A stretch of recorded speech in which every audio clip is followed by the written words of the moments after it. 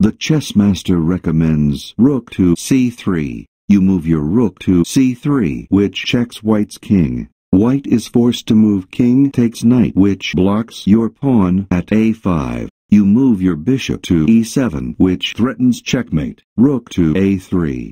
White counters with pawn to b6. You move your rook at a8 to c8. White responds by moving the rook to c1, which partially pins your rook at c3. Your rook captures rook, which threatens white's rook at h1. White responds with rook takes rook, which attacks your rook at c8. Your rook captures rook.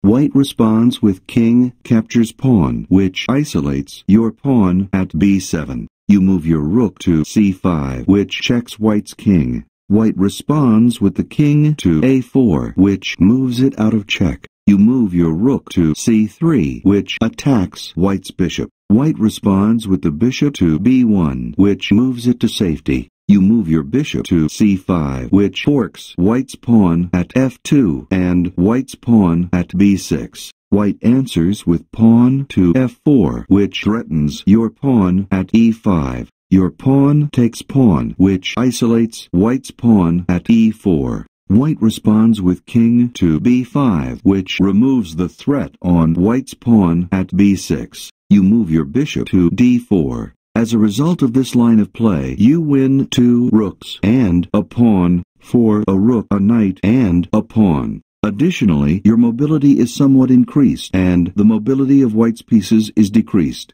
Also, the development of white's pawns is somewhat weakened.